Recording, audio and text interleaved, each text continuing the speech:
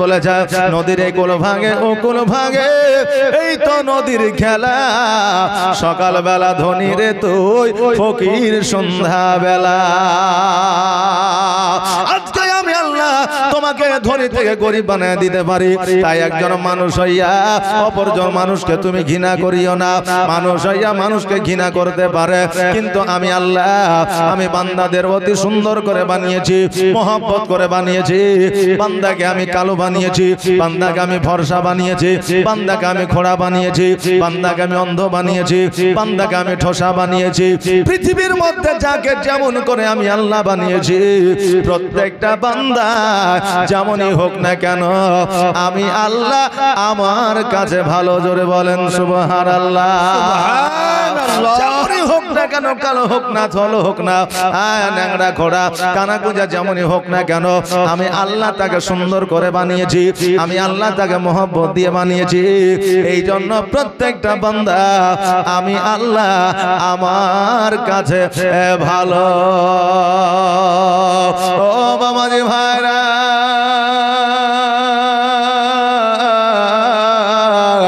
আজকে আমরা জগতের মধ্যে মানুষ হইয়া মানুষকে আমরা ঘৃণা করতে পারি, কিন্তু আমার আল্লাহ তাবারক তাআলা কোন বান্দাকে অবহেলা করে না। আল্লাহ জান্নাত বানিয়েছে, জাহান্নাম বানিয়েছে। আল্লাহর উদ্দেশ্য মানুষকে জান্নাত দেওয়া, মানুষকে আমার আল্লাহ জাহান্নামে দেবে না। কিন্তু বাবারে আমার আল্লাহ তাবারক তাআলা জগতের মধ্যে মানুষকে দুইটা রাস্তা দিয়েছে, একটা ভালো রাস্তা আর একটা খারাপ রাস্তা। আজকে আপনাকে যদি আমি দেখা দিই, আপনি যদি ডান দিকে রাস্তা হয়ে যান তবে আপনার বাড়িতে পৌঁছে যাবেন, বাম দিকে রাস্তা হয়ে যদি যান তবে আপনি বাড়িতে পৌঁছাতে পারবেন না। কোন রাস্তা হয়ে যাবেন? যে রাস্তায় আপনার বাড়ি পৌঁছাবেন। এখন আমার কথা শোনার পরেও যদি বাম দিকে যান সেটা আপনার ভুল। বেরাদার, আমার আল্লাহ তাবারক তাআলা দুইটা রাস্তা দিয়েছে, একটা হয়েছে ভালো রাস্তা, একটা হচ্ছে খারাপ রাস্তা। আজকে বান্দাদের কত না কত করে বুঝায় দেওয়া হয়েছে, ভালো রাস্তায় যাবে, খারাপ রাস্তায় যাবে না। ইহদিনাস সিরাতাল মুস্তাকিমের পথের প্রতীক হইয়া যাবে, খারাপ রাস্তায় যাবে না। আমরা বান্দা জগতের মধ্যে আজকে আমরা খারাপ রাস্তাটা নিজেই বেছে নিয়েছি। কাল কিয়ামতের দিনে আমার আল্লাহ তাবারক তাআলা বলবে, বান্দারে আমি তোমাকে বলেছিলাম তুমি ডান দিকে রাস্তা হয়ে চলো, ভালো রাস্তা হয়ে চলো, কিন্তু তুমি খারাপ রাস্তায় গিয়েছো। খারাপ রাস্তায় তুমি যখন গিয়েছো জাহান্নাম তুমি নিজেই নিয়েছো। অতএব আমি আল্লাহ আমি তোমাকে জাহান্নাম দিই না, তুমি নিজে জাহান্নামের পথটা বেছেছো। জোরে বলেন সুবহানাল্লাহ।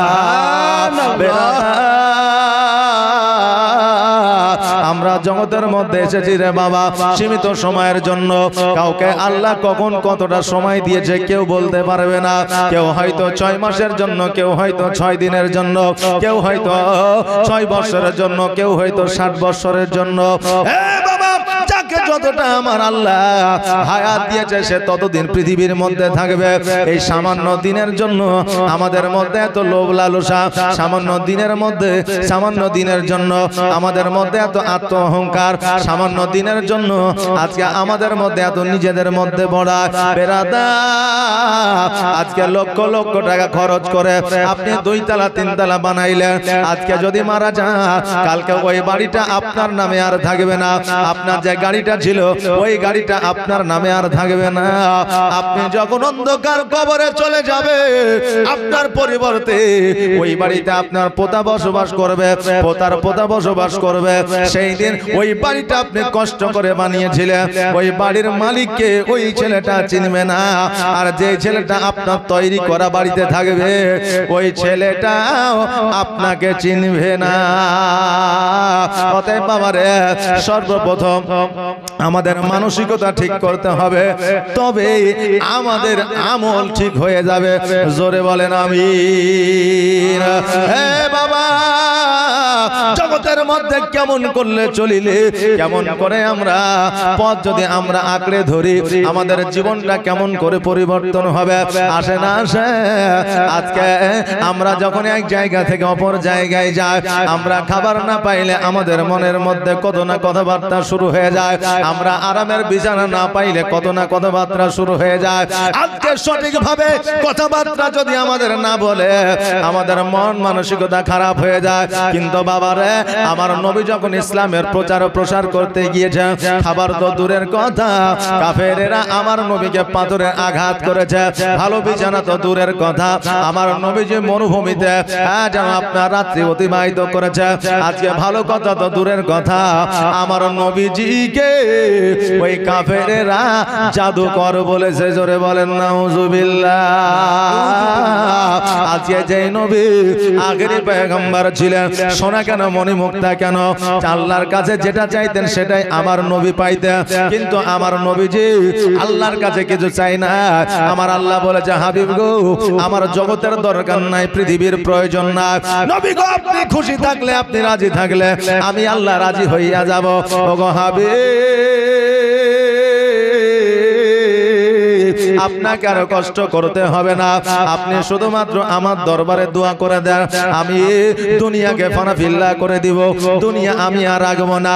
আমার নবী বলেছিল, আল্লাহ গো, আজকে যারা আমাকে পাথরে আঘাত করে, আজকে যারা আমাকে সঠিকভাবে কথাবার্তা বলে না, আজকে যারা আমাকে জাদুকর বলে, একদিন তারা যেই দিন আমাকে চিনবে, সেই দিন এই রকম কথা তারা বলবে না।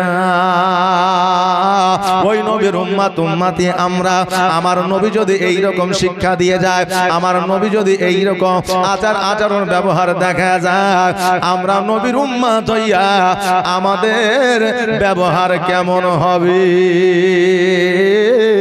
আমার নবী মুস্তাফা সাল্লাল্লাহু তাআলা আলাইহি ওয়াসাল্লাম এই ইসলামের প্রচার ও প্রসার করার জন্য, বাবা এই দেখে কান দিবেন, ইসলামের প্রচার ও প্রসার করার জন্য আপনার খেজুর গাছে পানি দিয়েছেন, ছাগল বকরি চড়িয়েছে, কর্ম করেছেন রে বাবা। নবী আমার কর্ম করেছে, সেই নবী আখেরি পয়গম্বর।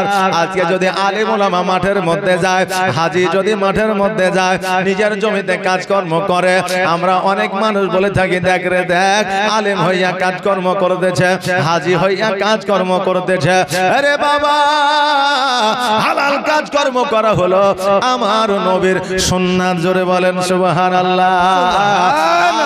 করলে শরীরটা ভালো থাকে, শরীর চর্চা হয়ে যায়, আমার নবীর সুন্নাত আদায় করা হয়। হ্যাঁ বাবা যে ভাইরা, আমার নবী পাক সাল্লাল্লাহু তাআলা আলাইহি ওয়াসাল্লাম আমির হামজাকে ডাক দিয়া বলে, চাচা গো, আমি আজকে 22 বছরের যুবক হয়েছি, আজকে আমার 22 বছর বয়স হয়েছে গো নবী, আমার আজকে 22 বছর বয়স হয়েছে গো চাচা, আজকে আমি কাজ ও কর্ম করতে চাই, আমি জগতের মধ্যে কর্মের মধ্যে যুক্ত হইতে চাই। আমির হামজা বলল, ভাতিজা, আজকে তোমাকে কেমন করে কাজের মধ্যে যুক্ত করে দিতে পারি, আজকে তোমাকে কর্মের মধ্যে কেমন করে যুক্ত করে দিতে পারি। কারণ হইল, আজকে জগতে তোমার আব্বা নাই, তোমার মা নাই, আজকে জগতের মধ্যে তোমার কেউ নাই, আজকে তোমাকে যদি কাজ ও কর্মে যুক্ত করে দিই, আজকে মক্কা নগরের মানুষেরা বলবে, দেখ রে দেখ, ছেলেটার আব্বা নাই মা নাই বলে আজকে অল্প বয়সে যুবক অবস্থায় কাজে কর্মে লাগাই দিয়েছে, আমরা মক্কা নগরের দিকে তাকাইতে পারবো না। নবী আমার বলে, চাচা গো, কে কি বললো তাতে যায় আসে না। ওগো চাচা, আমি যদি আজকে কাজ ও কর্ম না করি, আমার উম্মত উম্মতিরা বলবে, আমার উম্মত উম্মতিরা বলবে, আমার নবীজির 22 বছর বয়স হয়েছিল, কাজকর্ম করে না, আজকে আমাকে তারা আখ্যায়িত করবে। ওগো চাচা, আমি দেরি করতে চাই না, আমার জন্য একটা কাজ খুঁজে দেন, যে কোনো কাজ হলেই হবে। আমার আমির হামজা বলল ভাতিজা এখন যদি তুমি কাজ কর্ম যদি চাও তাহলে কাজ কর্ম খাদিজার দরবার ছাড়া কোথাও পাওয়া যাবে না। আমার আমিরে হামজা খাদিজাতুল কুবরা রাদিয়াল্লাহু তাআলা আনহার কাছে পৌঁছালেন। পৌঁছানোর পরে বলে এই আমাদের বাদশাহিনী, ওই আমাদের সরদারিনী, ওই আমাদের রানী, আমার বাড়িতে একটা ভাতিজা আছে 22 বছরের যুবক, আজকে কাজ কর্ম করতে চায়। তোমার বাড়ি থেকে কোনো কাজকর্ম আছে? কোনো কাজকর্ম কি দেওয়া যাবে? খাদিজা বলল ও আমিরে হামজা শোনো, আমার বাড়িতে যত কাজ কর্ম ছিল সব কাজ কর্মে কর্মী যুক্ত করা আছে। আমার বাড়িতে খালি জায়গা না, কাজে যুক্ত হওয়ার মতো কোনো জায়গা না। তবে আমিরে হামজা শোনো, আমার বাড়িতে একটা কাজ আছে, তোমার ভাতিজা যদি করতে পারে। বলে কি কাজ? বলে কাজটা হলো ছাগল বকরি চড়ানো। আমিরে হামজা বলে খাদিজা ওই কাজ আমার ভাতিজা করবে না, ওই কাজ হয়তো আমার ভাতিজা করতে পারবে না। এই বলে আমিরে হামজা রাদিয়াল্লাহু তাআলা আনহু নিজের বাড়ির দিকে চলে গেলেন। আরে বাবা, খাদিজাতুল কুবরা রাদিয়াল্লাহু তাআলা আনহা ওই সময় ইসলাম ধর্ম গ্রহণ করে না, ওই সময় আমার নবীজিকে চিনত না। আমার নবীজির অলৌকিক দৃশ্য সম্পর্কে খাদিজাতুল কুবরা রাদিয়াল্লাহু তাআলা আনহার কোনো আপনার জ্ঞান ছিল না। আমিরে হামজা বাড়িতে আসিয়া আমার নবীজিকে বলল এই মুহাম্মদ, তোমার জন্য কোনো কাজ পাওয়া যায় না, কোনো জায়গা খালি নাই, সব জায়গা বুক আছে। আমার নবীজি বলল চাচা গো,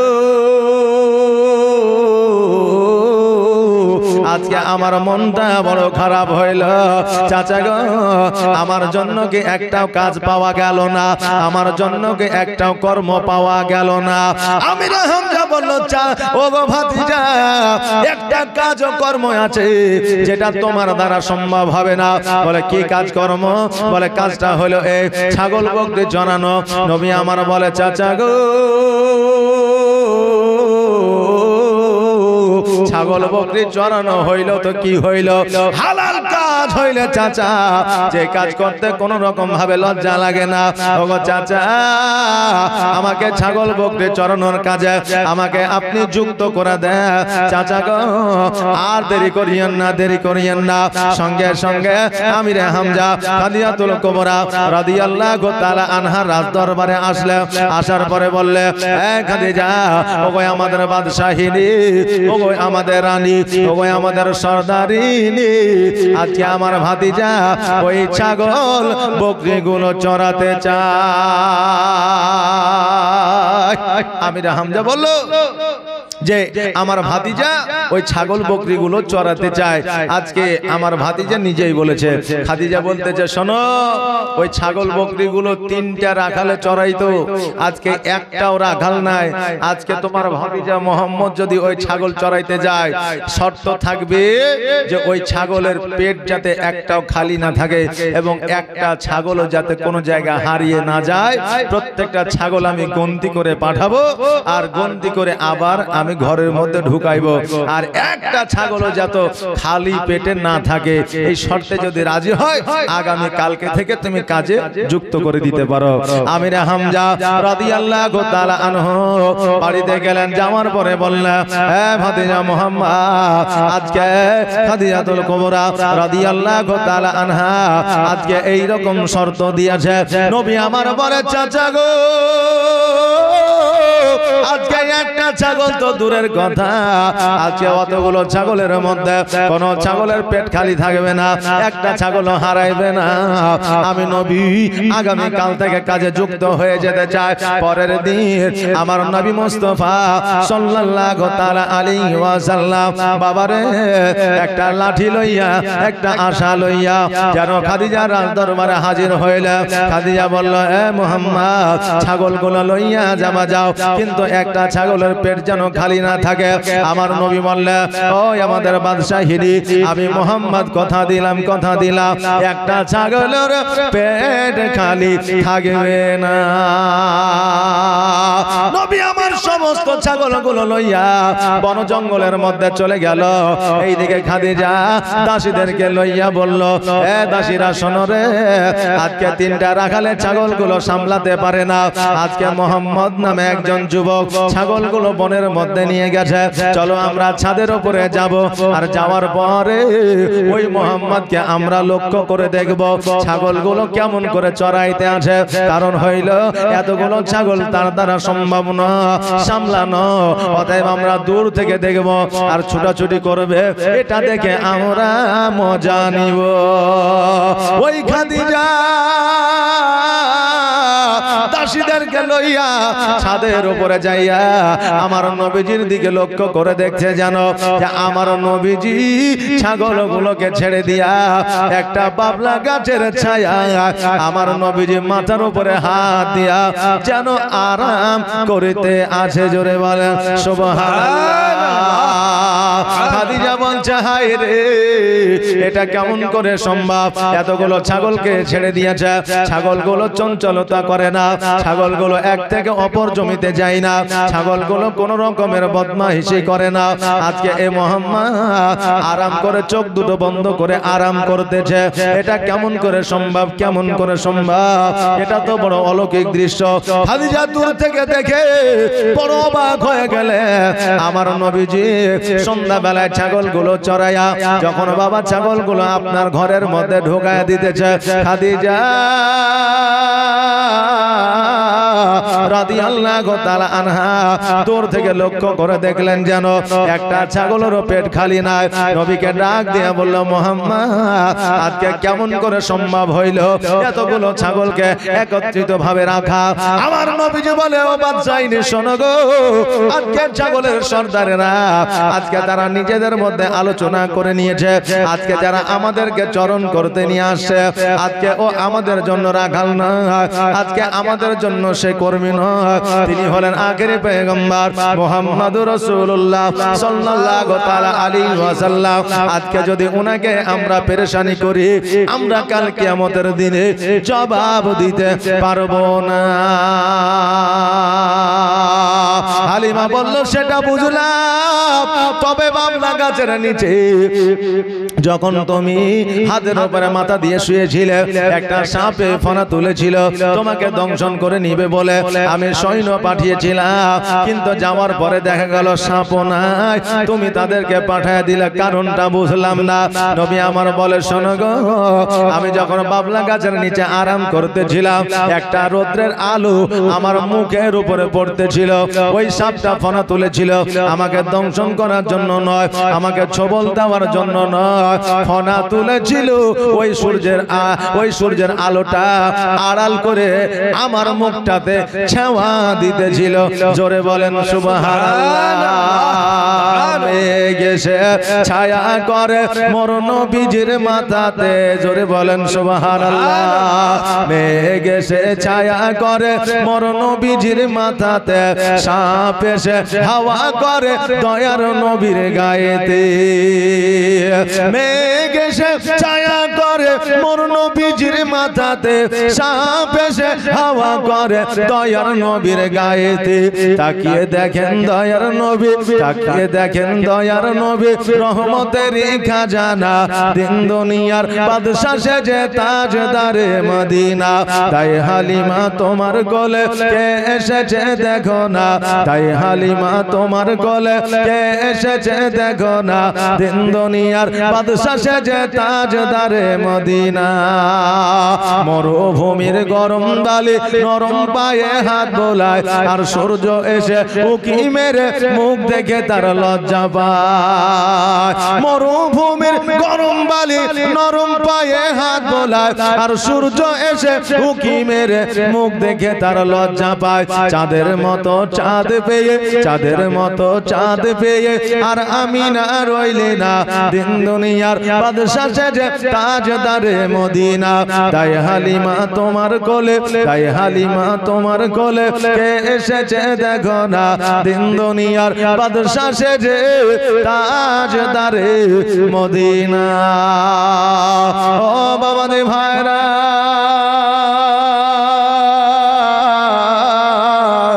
আমার খাদিজা রাদিয়াল্লাহু তাআলা আনহা আমার নবীজির অলৌকিক দৃশ্য দেখিয়া আমার নবীজিকে বলতেছে, মুহাম্মদ আজকে থেকে তোমাকে ছাগল বকরি চড়াইতে হবে না, আজকে থেকে তোমাকে বন জঙ্গলে যাইতে হবে না, এ মুহাম্মদ আজকে থেকে তুমি আমার সেনাপতি হয়ে যাবে। জোরে বলেন সুবহানাল্লাহ। নবী আমার বলে, ওগো বাদশাহিনী, আমি যদি সেনাপতি হয়ে যাই, আপনার অতীতে যে সেনাপতি ছিল ওই সেনাপতির কি হবে? আজকে আমি সেনাপতির মধ্যে যদি যুক্ত হয়ে যায়, আজকে তার বেতন বাতিল হয়ে যাবে, আজকে তার কর্ম বাতিল হয়ে যাবে। ওগো আমাদের আনে আমি নবী এইভাবে ওই কাজে যুক্ত হইতে পারবো না। আহারে আমার নবীজি কেমন শিক্ষা দিয়েছেন একবার দেখলে। আজকে আমরা যদি আমরা একটা মোড়লকে বাদ দিয়া নতুন ভাবে মোড়ল গঠন করি, ওই মোড়ল খোঁজ নাই না আগের মোড়ল কেন পরিবর্তন হইল, আগের সর্দার কেন পরিবর্তন হইল।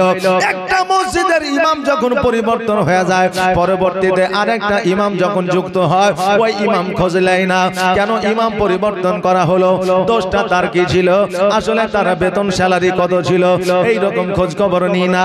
আমরা মনে করি আমরা কাজ পাইলেই হবে, কিন্তু আমার নবী যখন প্রফেশনাল জায়গায় গেলে আমার নবী জিজ্ঞাসা করে, আমি ওই কাজটায় যখন যুক্ত হব, যে সেনাপতি আছে তার কাজটা বাতিল হয়ে যাবে, আমি কারো কাজ বাতিল কইরা আমি নবী সেনাপতি হতে চাই না। খাদিজা বলে, শোনো গো, আজকে আমার যে সেনাপতি আছে সেও সেনাপতি থাকবে, তুমিও সেনাপতি থাকবে, তার কাজকর্ম হবে সারা রাজত্ব দেখা, আর তোমার কাজকর্ম হবে বুদ্ধি বিদ্যা দেওয়া। জোরে বলেন সুবহানাল্লাহ। বাবা যে ভাইরা, আজকে এই নবীজির ঘটনা অনেক আছে রে বাবা, আজকে কেন কিয়ামত পর্যন্ত জীবনী করলে শেষ করা যাবে না। তবে বাবা আজকে কমিটির লোকের সিদ্ধান্ত, আজকে কমিটির লোকের যেটা আপনার বক্তব্য, সেটা হলো মা ফাতেমার জীবনী। কারণ হইল মা বোনেদের জীবন পরিবর্তন করা লাগবে, মা বোনেদের জীবনের কিছু কাহিনী তুলে ধরতে হবে। আমার নবীজির অলৌকিক দৃশ্য দেখিয়া খাদিজাতুল কুবরা রাদিয়াল্লাহু তাআলা আনহা আমার নবীর দিকে যেন হইলেন পাগল পারা। আমার খাদিজাতুল কুবরা রাদিয়াল্লাহু তাআলা আনহা বাবা তার সৈন্যদের দিয়া আমার নবীর কাছে বিবাহের প্রস্তাব পাঠাইলেন। আমার নবীজি বললেন, শোনো গো, আজকে আমার চাচারা যখন আছে, আমাদের চাচাদের কথার বাইরে আমি যাব না, কারণ আমার চাচারা যদি বিবাহ দিয়ে দেয়, আমি নবীজি বিবাহ করে নিব। এই সমস্ত জীবনী আমাদের শোনা, কারণ এই রমনা গ্রামের মানুষ, গোবরা গ্রামের মানুষ, আমার মন বলে জীবনী একজন আলেম করিলে সঙ্গে সঙ্গে তাদের মুখস্থ হয়ে যায়। কারণ আশেপাশে আমি ছোট্ট অবস্থায় দেখি যে আমাদের মুর্শিদাবাদের মধ্যে যত জীবনী হয় বুঝলেন, এই রমনা আর গোবরার মধ্যে বেশি। কথা ঠিক না ভুল? যে রমনা গোবরার মধ্যে বেশি, এই জন্য সাধারণ মানুষই এমন আছে যে আলেম ওলামা যদি এসে জীবনী বক্তা এসে যদি একটু লাফিয়া লুফাইয়া চলে যাইতে, এরা বুঝতে পারে মৌলবি কাটিং মারি দিলে। কথা বুঝতে পারলেন না? সুবহানাল্লাহ। তাই দেখেন জীবনী সম্পর্কে আপনাদের অভিজ্ঞতা অনেক আছে, এই জীবনী আপনারা শুনেছেন, চলেন একটু আগিয়ে নিয়ে যায়। আমার নবীজি সাল্লাল্লাহু তাআলা আলাইহি ওয়াসাল্লাম আমার খাদিজাতুল কুবরা রাদিয়াল্লাহু তাআলা আনহাকে যখন বিবাহ করলেন, যেই দিন বিবাহ করলেন, বিবাহ করার পরে রাত্রি বেলা আমার নবী মুস্তাফা সাল্লাল্লাহু তাআলা আলাইহি ওয়াসাল্লাম খাদিজার মাথা, খাদিজার জাং মুবারকের উপরে আমার নবী যে মাথা দিয়েছে, খাদিজা আমার নবীর মাথাটাকে যেন নেড়ে দিচ্ছে। আর স্বামী আর স্ত্রী গল্প করতে আছে। মধ্যরাত্রি যখন হইল, বিছানায় যেন শুয়ে গেল। এবার কিছুক্ষণ পরে আমার খাদিজা ঘুম থেকে জাগ্রত হইয়া ডান দিকে যখন তাকায় নবীকে দেখা যায় না, বাম দিকে যখন তাকায় নবীকে দেখা যায় না। খাদিজা চিন্তায় চিন্তিত হইলেন, আল্লাহ গো, আজকে একটা নয়, দুইটা নয়, তিনটা স্বামী আমি হারিয়েছি। আজকে আমি আমার বিবাহ মুহাম্মদকে করেছি। আজকে আল্লাহ গো, আমি কেন রাত্রি বেলায় আমার স্বামীকে খুঁজে পাই না? সারা রাত প্রসাদ খুঁজিল, সারা ঘর বাড়ি খুঁজিল, কোন জায়গায় যেন খুঁজে পাওয়া গেল না। যেই খাদিজা একজন বাদশাহিনী ছিলেন, একজন রানী ছিলেন, জীবনে কোনোদিন খালি পায়ে বার হয় না, জীবনে কোনোদিন সৈন্য ছাড়া বার হয় না, জীবনে কোনোদিন রাজত্ব ছাড়িয়া আমার খাদিজা বাইরে যায় না। ওই খাদিজা আমার নবীর মোহাব্বতে ঘর থেকে যেন বাইরে হইয়া নবীজিকে যেন বন জঙ্গলে খোঁজাখুঁজি করতে আরম্ভ করেছে। নবী নাই, নবী নাই, নবী নাই। সারা রাত খোঁজাখুঁজি করার পরে আমার নবীকে যেন খুঁজে পাইল না। আমার খাদিজাতুল কুবরা রাদিয়াল্লাহু তাআলা আনহার যেন বাবা টেনশন চিন্তা দূর হয় না। এবার বাবা আমার খাদিজা দুই চোখের পানি ছেড়ে দিয়া রাজ দরবারের দিকে যখন আসতেছে, হঠাৎ করে সকালবেলা শুভে সাদেকের সময় পাহাড়ের দিকে লক্ষ্য করে দেখছে যেন আমার নবীজি সেজদায় পড়ে আছে। আমার খাদিজাতুল কুবরা রাদিয়াল্লাহু তাআলা আনহা ওই পাহাড়ের উপরে যেন বাবা হামাগুড়ি দিয়ে উঠেছে। ওঠার পরে আমার নবীজিকে ডাক দেয়, ইয়া রাসূলুল্লাহ, ইয়া হাবিবাল্লাহ, নবী গো, আজকে আমি খাদিজা আমার বিছানা ছেড়ে দিয়া আজকে পাহাড়ের উপরে আসিয়া সেজদায় পড়ে ইয়া হাবলি উম্মতি উম্মতি বলতেছে। কারণটা কি বুঝলাম না। আমার নবীজি সেজদা থেকে মাথাটা উঠায়া খাদিজাকে বলতেছে, খাদিজা, আজকে আমার উম্মত উম্মতির জন্য আমার আল্লাহর দরবারে ফরিয়াদ করতে আছি। ও খাদিজা, আজকে আমাকে খোঁজার জন্য তুমি বাইরে এসেছো। খাদিজা, আজকে থেকে আমি নবী আমাকে খোঁজার জন্য আর কোনদিন আসবে না, আমাকে ডাকার জন্য আর কোনদিন আসবে না। আমার নবীজি কাঁদতেছেন, ইয়া হাবলি উম্মতি উম্মতি বলে। রে বাবা, জগতের মধ্যে আমরা অনেকে বলে থাকি আমাদের ভাগ্যটা বড় খারাপ, আমাদের কপালটাই খারাপ, আমাদের নসিবটাই খারাপ, এইরকম অনেকে বাবা বলি। কিন্তু বাবা রে, আমাদের যে তকদির, আমাদের যে ভাগ্য, আমাদের যে নসিব, আমার নবীর আগে কারো ছিল না। জোরে বলেন সুবহানাল্লাহ। জগতের মধ্যে পয়গম্বর হয়ে এসেছিলেন, নবী হয়ে এসেছিলেন। আজকে নবী হইয়া আসার পরেও আল্লাহকে বলেছিল, আল্লাহ গো, আজকে আমাকে নবী করে জগতের মধ্যে পাঠিয়েছে। আমি মুসা অনেক খুশি হয়েছি, কিন্তু নবীর উম্মত উম্মতি করে যদি পাঠাইতে আমি মুসা আরো বেশি খুশি হইতাম।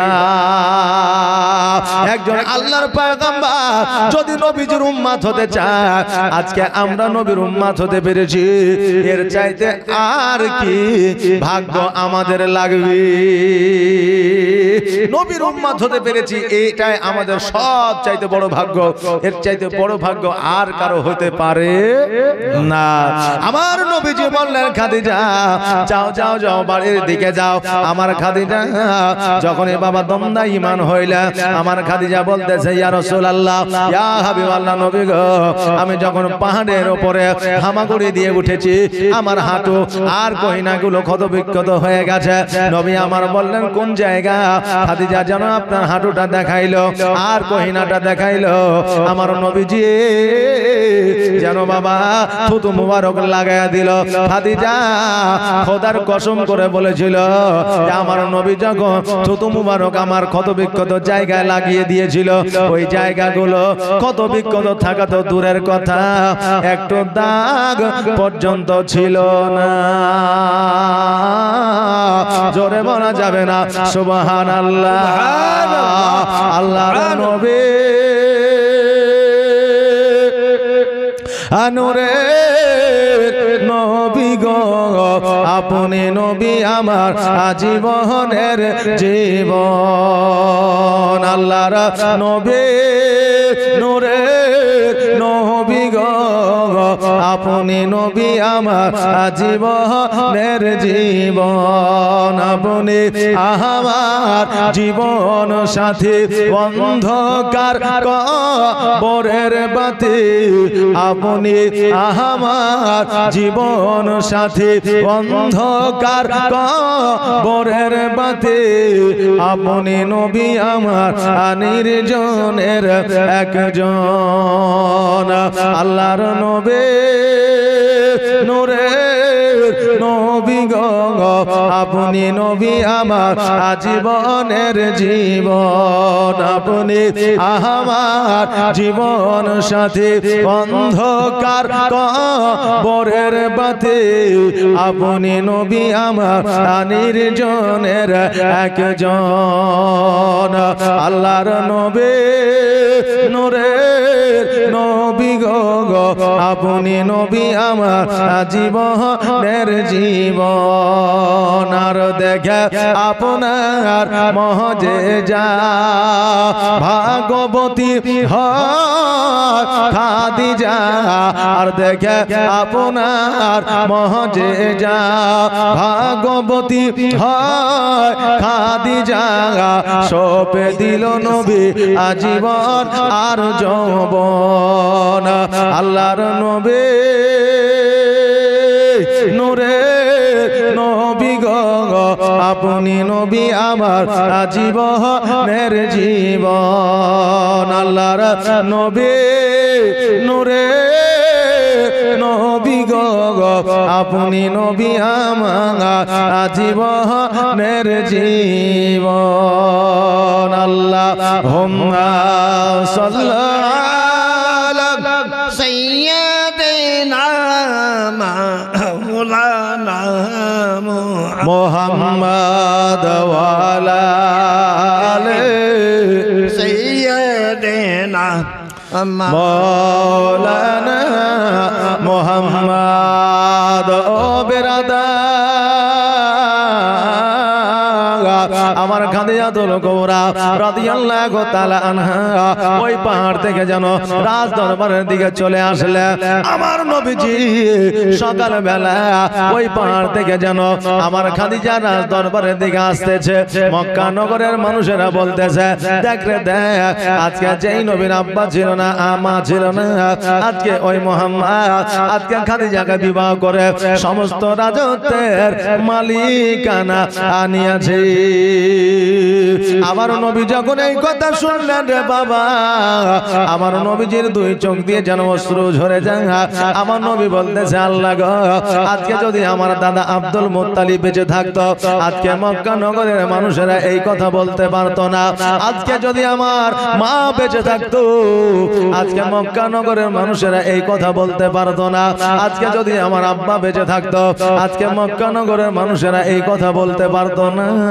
আমার নবীজি আজকে মক্কা নগরের মানুষের কথা শুনিয়ে আমার নবীজির প্রাণ কানা যেন ফেটে যায়। আব্বার কথা যেন মনে পড়ে যায়, মায়ের কথা যেন মনে পড়ে যায়, দাদার কথা যেন মনে পড়ে যায়।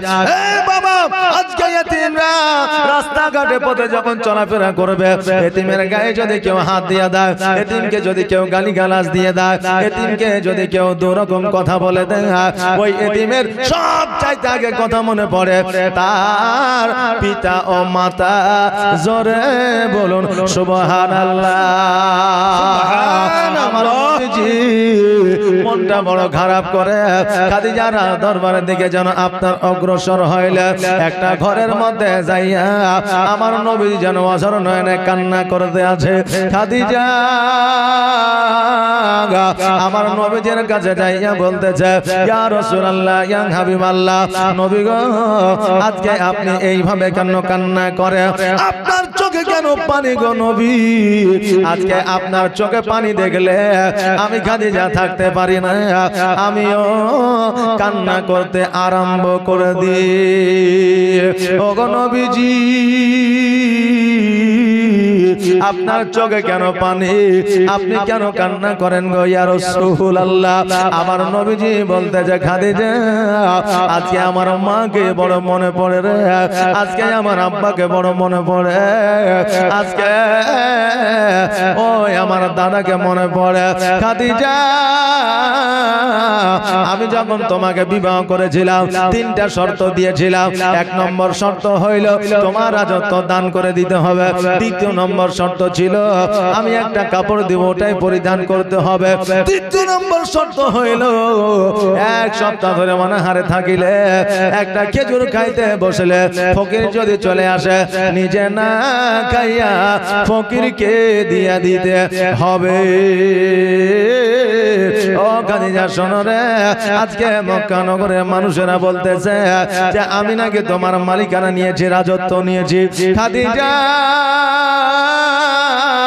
তুমি কি আমার জন্য তোমার রাজত্ব দান করতে পারবে না খাদিজা বলে ইয়া রাসূলুল্লাহ ইয়া হাবিবাল্লাহ নবী গো আজকে আপনার জন্য আমার রাজত্ব তো দূরের কথা আমার সোনা দানা টাকা পয়সা মণি মুক্তা তো দূরের কথা আপনি চাইলে আমি খাদিজা আমার শরীরের চামড়াগুলো ছিলিয়া আপনার পায়ের তলে বিছায়া দিতে পারি আমার একটু পর্যন্ত দ্বিধাবোধ মনে হবে না নবী আমার বলে খাদিজা শোনো রে আজকে তোমার শরীর দিতে হবে না প্রাণ দিতে হবে না আজকে জীবন দিতে হবে না আজকে তোমার যে রাজত্ব আছে আজকে তোমার যে অট্টালিকা আছে আজকে যে তোমার টাকা পয়সা আছে এই সমস্ত গুলা এতিম মিসকিন গরিবদের মধ্যে তুমি দান করে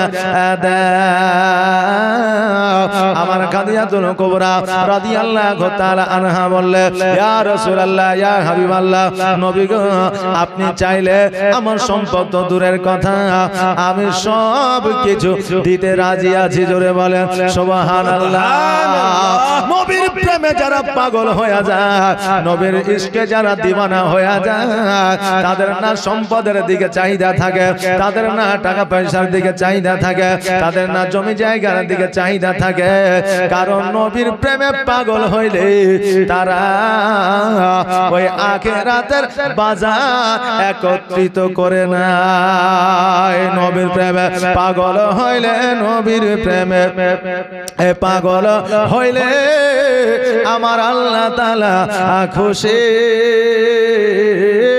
নবীর দরুদ পড়ো দিবানিশি নবীর দরুদ পড়ো দিবানিশি নবীর প্রেমে পাগল হইলে নবীর প্রেমে পাগল হইলে আমার আল্লাহ তাআলা খুশি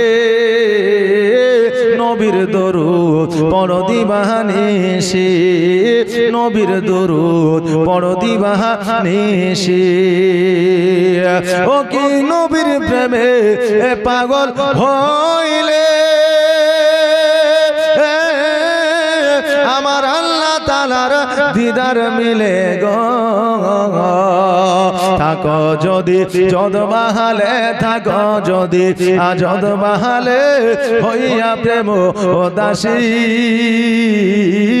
নবীর দরুদ পড়ো দিবানিশি নবীর প্রেমে পাগল হইলে নবীর প্রেমে পাগল হইলে আমার আল্লাহ তাআলা খুশি নবীর দরুদ পড়ো দিবানিশি নবীর দরুদ পড়ো দিবানিশি ও বাবারে ভাইরা আমার খাদিজাতুল কুবরা রাদিয়াল্লাহু তাআলা আনহা আমার নবীর কথা শুনিয়া আমার নবীজির কথা মোতাবেক যত সম্পদ ছিল টাকা পয়সা ছিল যত জমি জায়গা ছিল সব যেন এতিম মিসকিন গরিবের মধ্যে দান করে দিলেন জোরে বলেন সুবহানাল্লাহ সুবহানাল্লাহ খাদিজা রাজত্ব দান করে দিয়া, টাকা পয়সা দান করে দিয়া খেজুর গাছের ছাউনিতে, খেজুর পাতার ছাউনিতে আপনারা বসবাস করতে লাগলেন।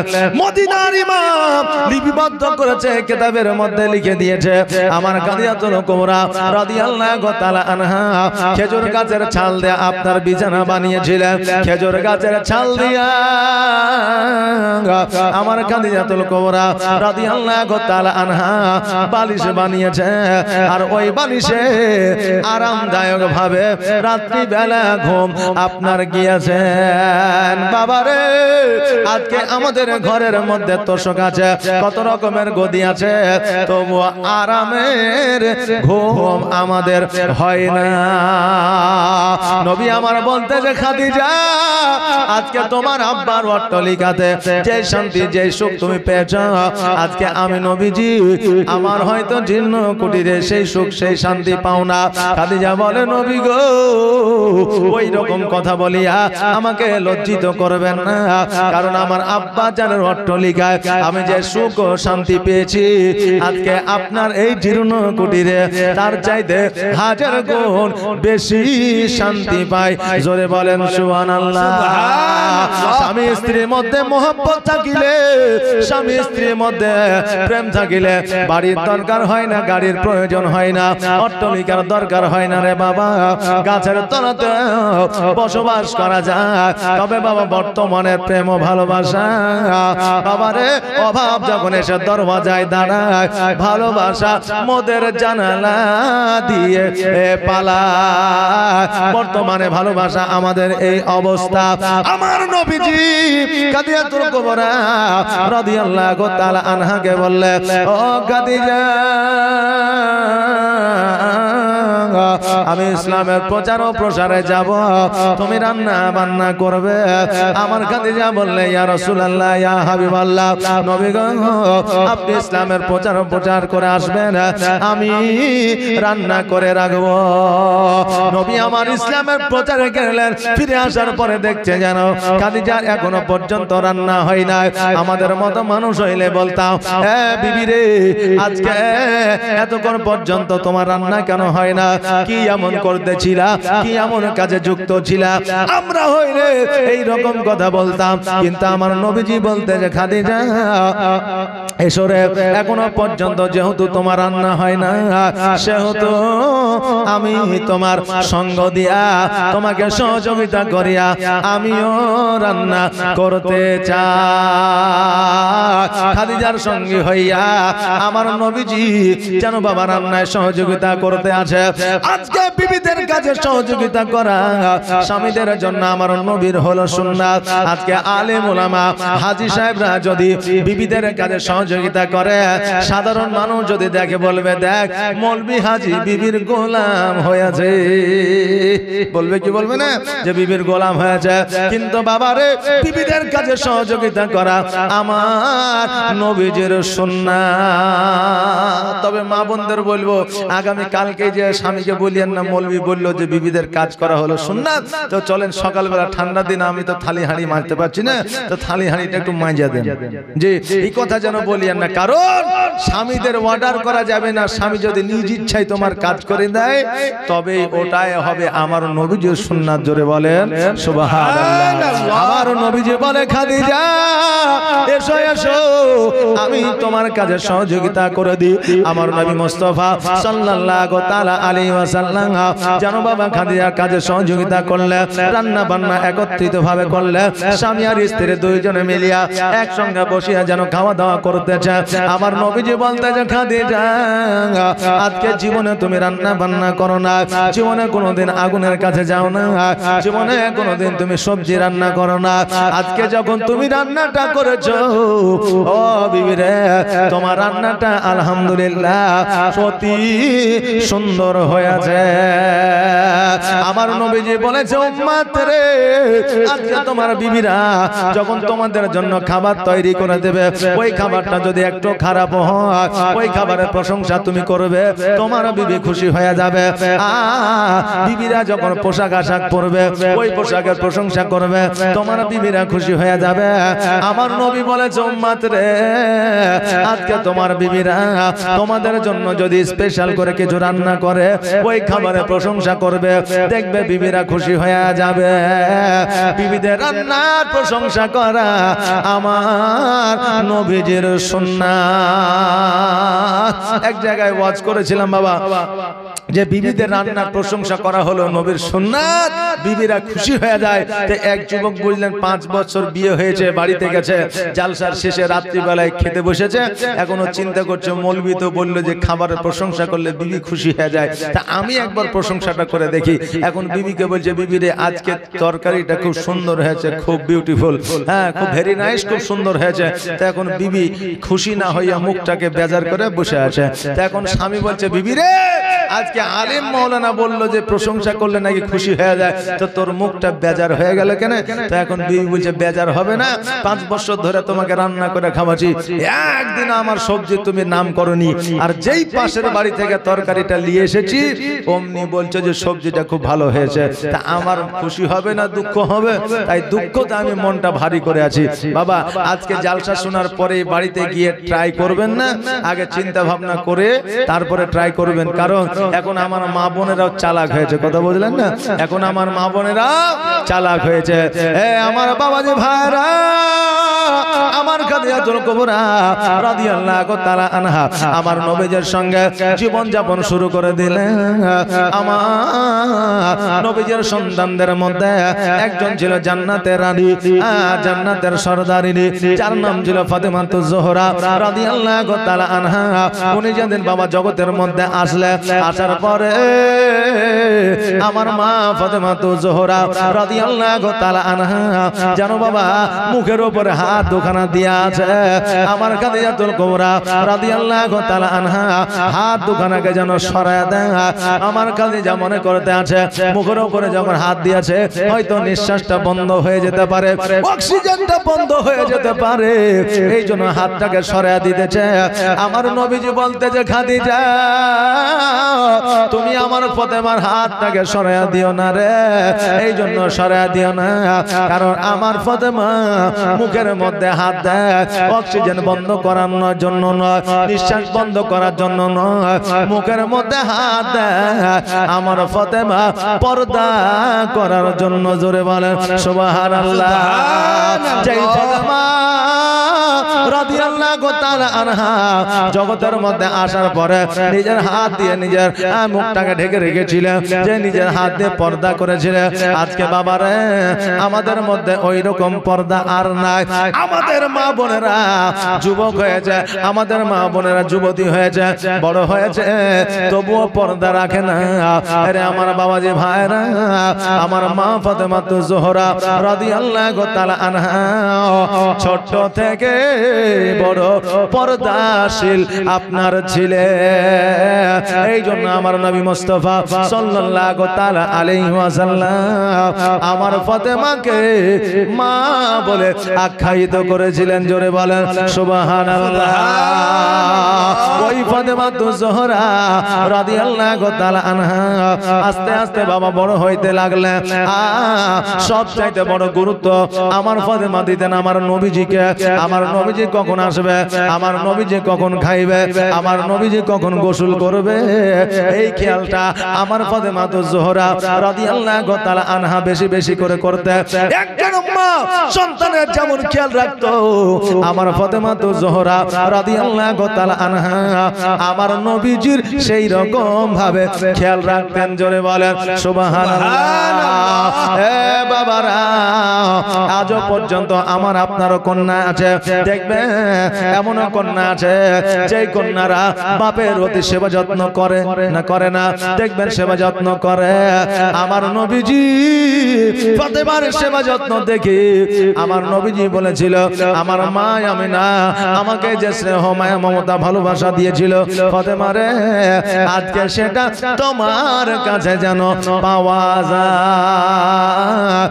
বাবা যে ভাইরা, ফুল যেমন হবে খুশবু তেমন হবে, তাই না বাবা? ফুল যদি ভালো হয় খুশবু ভালো হবে, ফুল যদি আপনার খারাপ হয় খুশবু বাবা খারাপ হবে। এই জন্য বাবা ভালো ফুলের প্রতি চাহিদা আমার প্রত্যেকেরই আছে, আর খারাপ ফুল যদি রাস্তার ধারে ফিরতেও পাওয়া যায় ওই ফুলের প্রতি চাহিদা কারো থাকে না। এই জন্য বলছে যে ফুল যোগ যুগান্তরে খুশবু ছড়ায়, জোরে বলেন সুবহানাল্লাহ। ফুল যোগ যুগান্তরে খুশবু ছড়ায়, এঁকেছি সে ফুল মোহরা, এঁকেছি সে ফুল মোহরা মনেরই কাবা, যে ফুল যোগ যুগান্তরে খুশবু ছড়ায়। হাবিবে খোদা তিনি নবী কামলিওয়ালা, তার ওই ছোঁয়াতে আজ দুনিয়া উজালা, তারি বিরহে দু চোখ, তারি বিরহে দু চোখ অসুরু ঝরা, যে ফুল যোগ যুগান্তরে খুশবু ছড়ায়, এঁকেছি সে ফুল মোহরা, এঁকেছি সে ফুল মোহরা মনেরই কাবা, যে ফুল যোগ যুগান্তরে খুশবু ছড়ায়।